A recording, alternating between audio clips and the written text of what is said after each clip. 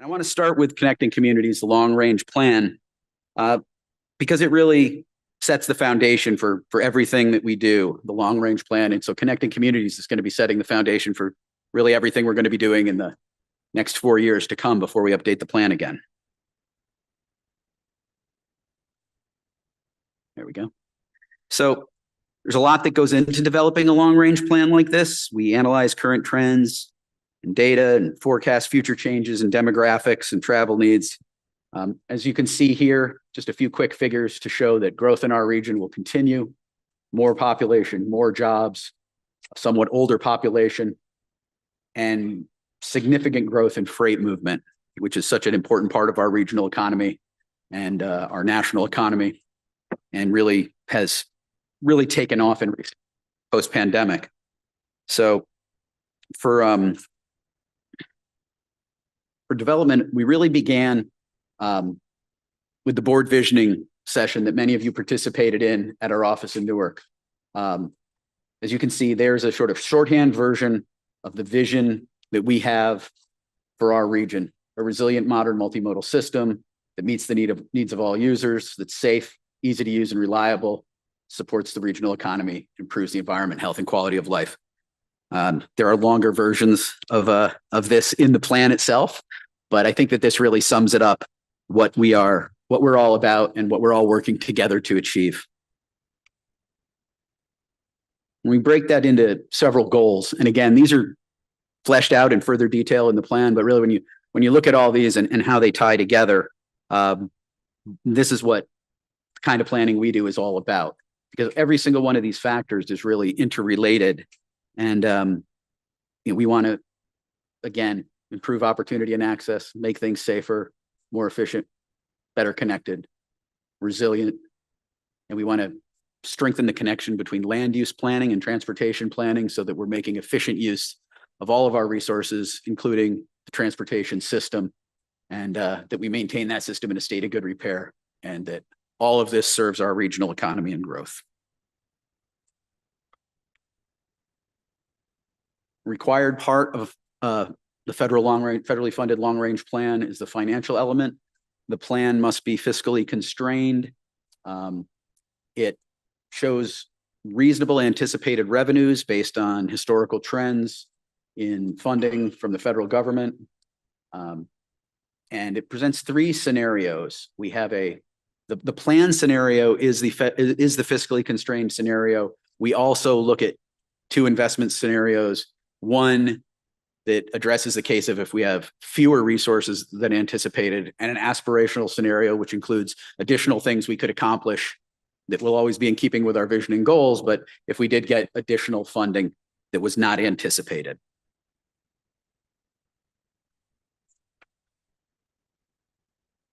And I should note that the plan assumes $123 billion in revenue, nearly $5 billion annually over the 25-year horizon. So that's a few facts about the plan. Certainly a lot more information available on our website, and I hope that many of you have already read, and I do thank everyone involved who reviewed drafts and provided comments and suggestions for the plan. So I'm going to move on to the Transportation Improvement Program. This is the 4-year fiscally constrained list of projects and programs that are really underway. They're in their latter stages after the vast majority of planning work is done, generally preliminary engineering, and later stages like right-of-way, final design, right-of-way acquisition, and construction. The TIP is updated every 2 years.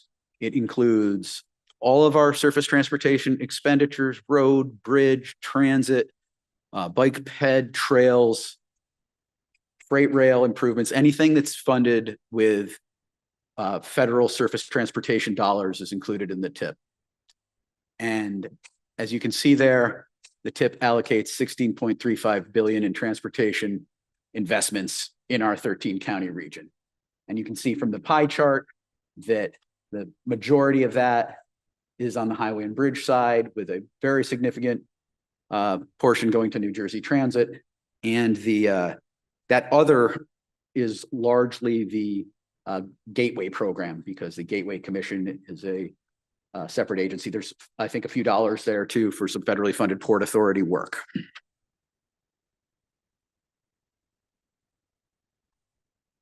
So the capital investment strategy is another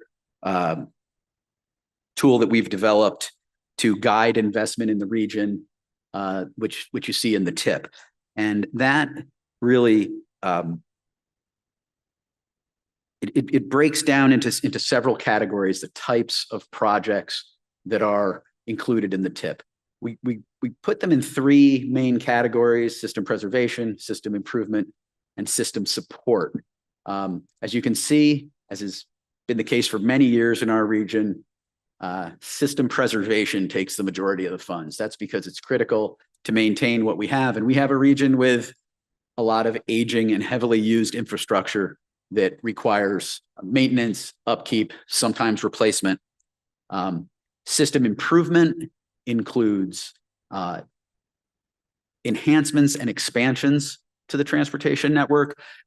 That could be a new transit service. That could be a road widening, although there are very few substantial road widening projects in our tip in keeping with our regional vision.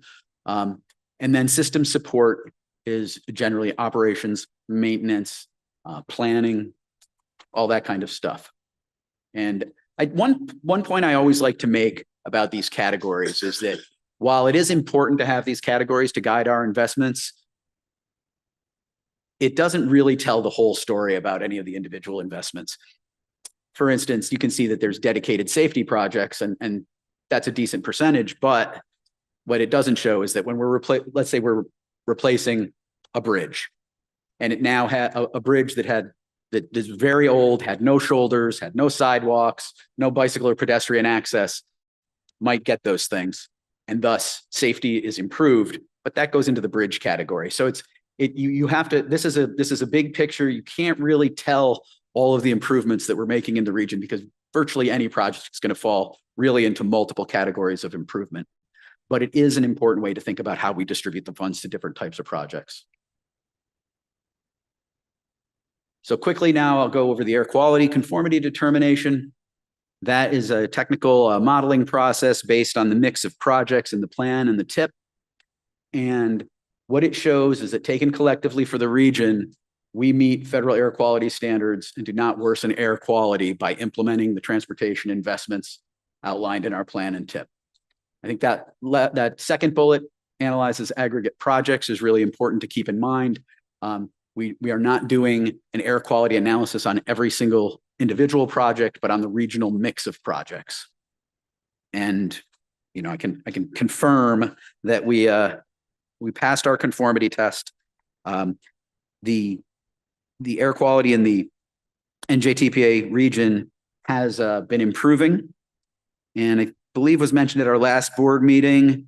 Happy to share that we're no longer required to run emissions conformity determination for carbon monoxide and fine particulate matter in our region. And that's really due to the deliberate efforts that we and many state agencies and all of our partners have made over the years to move our transportation system in a more environmentally friendly direction. So those are the three major documents. I know that's a quick overview. I'll be happy to talk to anybody afterwards or any questions that anybody might have after we complete the presentation. But what I'm going to do now is hand it over to Ted, who's going to talk about the outreach that went into these efforts, particularly our long-range plan. And then I'll come back in a few minutes to talk about next steps for the plan. Thank you. Dave, thanks a lot. Always great to co-present with the executive director, but Dave and I go back 20 plus years. And I think it's fair to say we've done a few floor shows at conferences and meetings over the years. But this one today is especially exciting for me because I get to tell you all about the public outreach that we did for the Connecting Communities Long-Range Transportation Plan. So I'm going to tell you what we did, how we did it, and also what we heard. And I think it's important right at the beginning to emphasize that when we started this whole public outreach effort, right, we were about to onboard consultant support.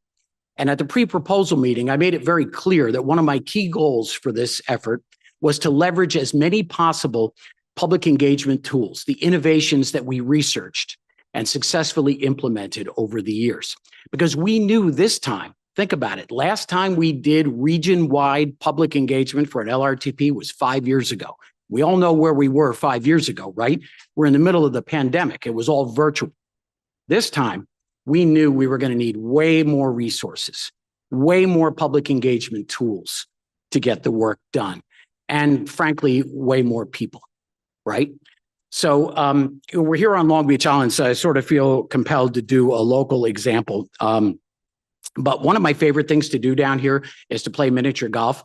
And it just so happens that one of the best miniature golf courses on the entire Jersey Shore, in fact, is located right here on LBI. In fact, in Ship Bottom on the Boulevard. It's called Flamingo Golf. And mini golf is a great family tradition for me. It's a lot of fun, but it's also a type of golf that you can play with just one club, a putter. If you want to go to your county course or your local muni that might have a par 3, well, then you need to add a wedge or a 9-iron to get the work done.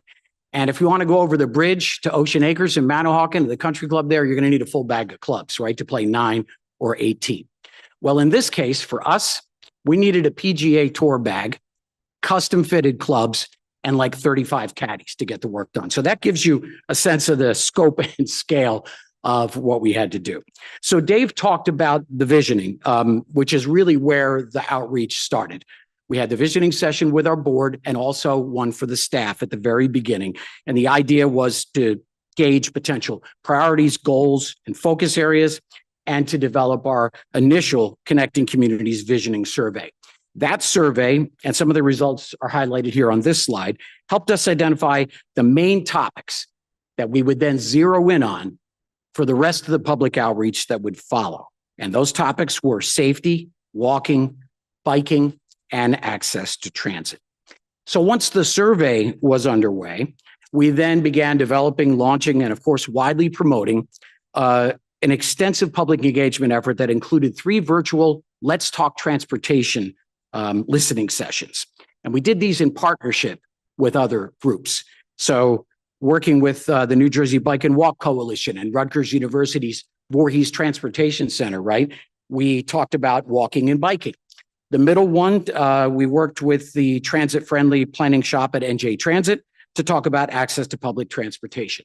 And then the series wrapped up early in the spring with a final session on creating vibrant downtowns with people parking and deliveries all in the mix. And for that one, we worked with Downtown New Jersey. So what followed was, and I'm happy to say, pop-up community-based outreach that we successfully conducted in all 15 NJTPA subregions. We also did a couple of extra events. So for example, Commissioner Shaw joined us at the Morris County Board of Transportation for an engagement session with those folks.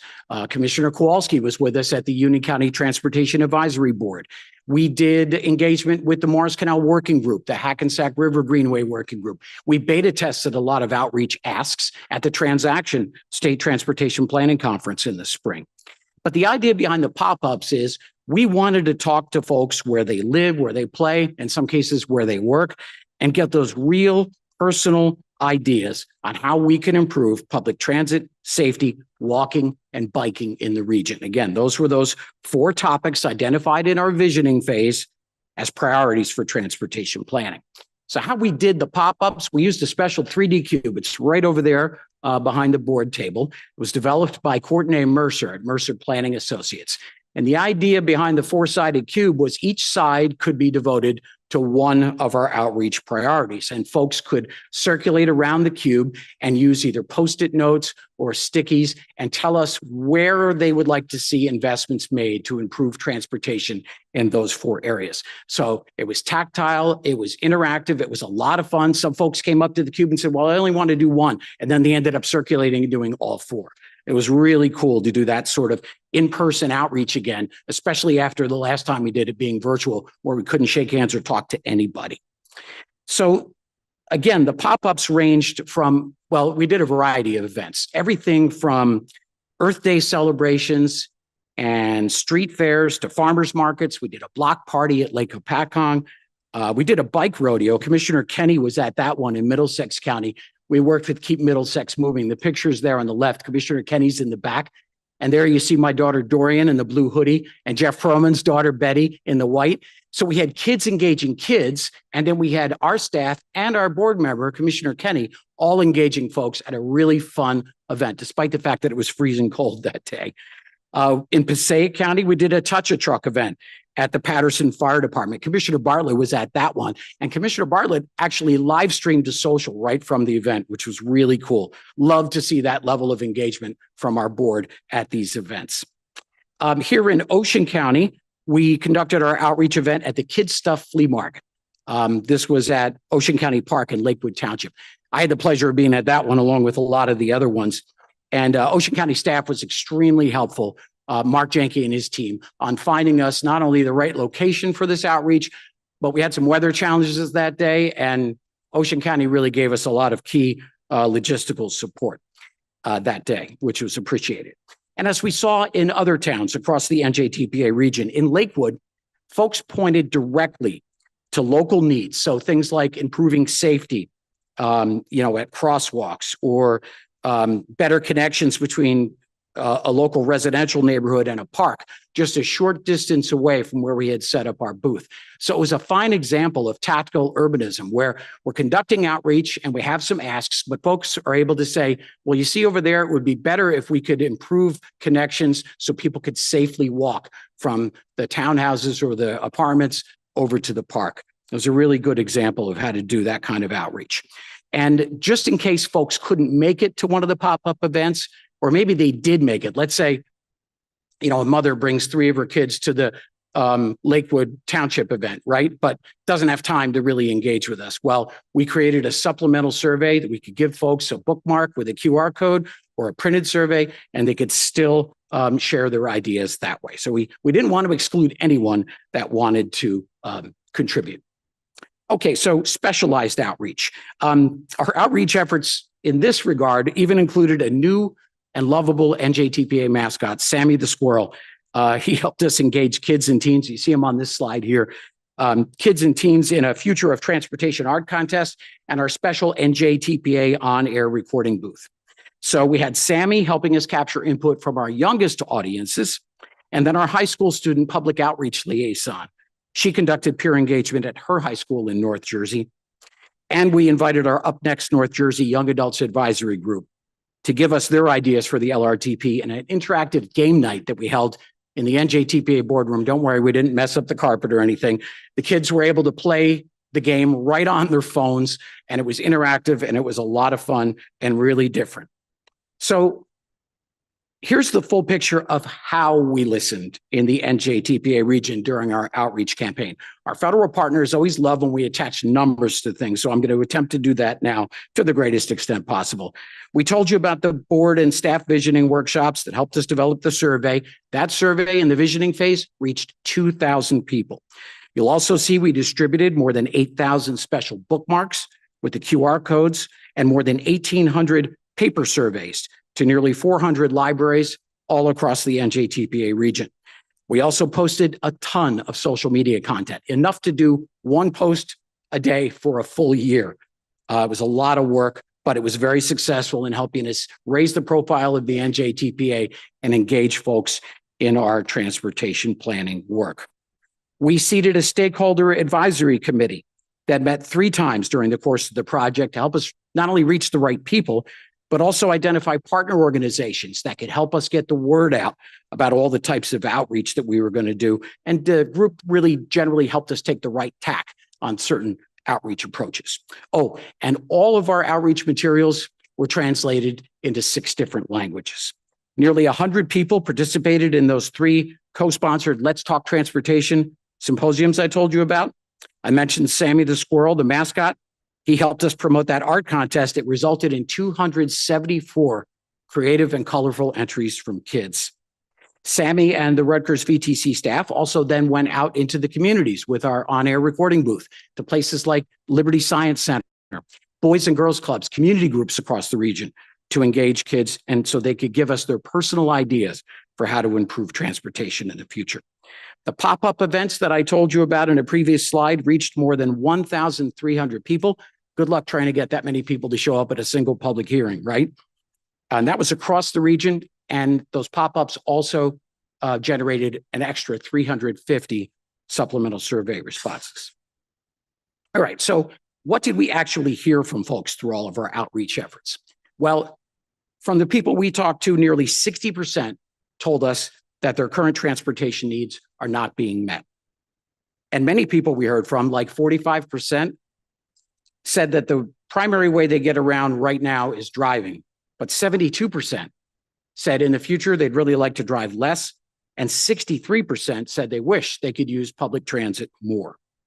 When it comes to creating safer streets, folks want us to take that complete streets approach that includes improvements for everybody, regardless of ability or travel mode, people biking, driving, using transit, making deliveries. And when it comes to walking, the top request, probably no surprise, better sidewalks was the big request. And overwhelmingly in our visioning survey, we had heard that folks wanted safer accommodations for cyclists, like bike lanes or shared use paths. So at the pop-up events, we asked, where would you like to be able to bike to? And parks were the number one choice. Folks said, yeah, we can ride around on our bikes in the parks, but getting to and from, just like getting to and from schools or downtowns, is a bit more of a challenge that we should work on. All right. So finally, after all you've just heard about, the federal requirement is for a 30-day public comment period. And we did that this summer. So we had a very busy summer from July 7th to August 5th. And the comment period allowed for public and stakeholder and partner agency review, not only of our draft Connected Communities LRTP, but also the TIP for 26 through 29 and the accompanying air quality conformity determination that Dave told you about for all the projects in the LRTP and the TIP. Toward the middle of the comment period, July 17th to be exact, we held a 3-hour virtual public meeting drawing 42 people. The meeting covered all the draft products that you have on your agenda today. We had an overview room with a general presentation that I gave like 4 times during the course of the meeting, and then breakout rooms so folks could talk to us specifically about the LRTP and outreach, the TIP, the air quality conformity determination, and we even had a separate room for folks if they wanted to participate only in Spanish. The open house was preceded that very afternoon by a more technically oriented session. It was a public workshop just on the air quality conformity determination, and even that drew an additional 30 people. The summary of public comments and responses, both from the public meeting and from the overall comment period, totaled nearly 20 pages. It was provided to you and our standing committees previously, along with a separate document that covers any changes made as a result of the comments received. Everything is also cached and posted, by the way, on the NJTPA's website. So thank you for indulging me. That's kind of the story on public outreach. I hope I covered everything. I would like to thank our outreach consultants, McCormick Taylor, and their project manager, Christina Arlt, Mercer Planning Associates, headed by Courtenay Mercer, who developed that cube and a lot of other creative ways to engage folks in the field. And of course, the Public Outreach and Engagement Team, better known as POET at Rutgers Voorhees. These consultant teams, I don't know where we would have been without them. They helped us come up with region-wide, creative, interactive, and fun ways to engage folks in our outreach effort. In addition, our outreach staff, headed up by Winstina Hughes and Melissa Hayes, helped us involve many NJTPA staff in our pop-up outreach events across the region, often on weekends. This was done in the spring. You remember the spring, cold, blustery, rainy, booths blowing over, all kinds of crazy things. But you know what? Staff involvement played a huge part in the success of our work. And I want to thank them for taking so much time out of their schedules to help us engage folks. So now I'm going to turn it back over to Dave, and we're going to take a look at next steps. Dave? Thank you, Ted. I would just like to echo Ted's thanks to our staff, the sub-regional staff, consultants, and everyone who worked very hard at that, as you heard, very extensive public outreach effort. It's really at the core of what we do. And I'm always amazed that every time we do a long-range plan outreach, we just seem to be getting more people. And I think that's a testament to the hard work that everybody does and how we learn new ways with each iteration of the plan to reach people. And now I'm excited to see what we do for the next plan that we'll be bringing before the board 4 years from now. But what I want to talk about right now are some of the priorities the next steps. This is a quick summary of sort of some key priorities in the plan, and then I'll just take a minute or two to talk about the actions that the NJTPA is going to take to further the goals of the plan and to turn these priorities into reality. So at the top of the list is funding for the Gateway program. That includes funding for two critical projects, as I think most of you are aware, the Hudson Tunnel Project and the Portal North Bridge. Again, as I think you know, this is construction of a new rail tunnel under the Hudson, rehabilitation of existing tunnels, which will allow us to provide redundancy and eventually more capacity into New York City. Safety, of course, is going to remain at the core of what we're doing. As I said, we're on the Target Zero Commission, and we will be working. The board approved goal in this plan is towards zero fatalities by 2050, but of course we are also working to meet the statewide goal of zero fatalities by 2040. We continue to support multimodal travel options to ensure that people can get to where they need to go, regardless of whether they're driving, riding transit, walking, or biking. I should note that for this plan update, we engaged housing stakeholders really for the first time. That was a federal requirement under the previous administration to discuss how we can better integrate transportation and land use decisions, which again is really part of the vision that I talked about at the beginning. And finally, as you'll recall, the board previously adopted a resiliency implementation plan, which we've integrated into the long range plan update. Certainly being here today on a barrier island in a shore community is a reminder of the importance of making our region's infrastructure more resilient to extreme weather and potential rising sea levels. Now, I just want to take a minute to talk about our next steps as an agency and where we plan to go. And this is outlined in the last chapter of the plan. We've put these actions into three categories: planning, investments, and collaboration. In terms of planning, obviously at the core of what we do, it's in our name. We're going to continue to support our complete streets, emerging centers, vibrant places, and transit hub planning programs. If resources are available, I think we'll be looking to grow those programs as we go forward in the coming years.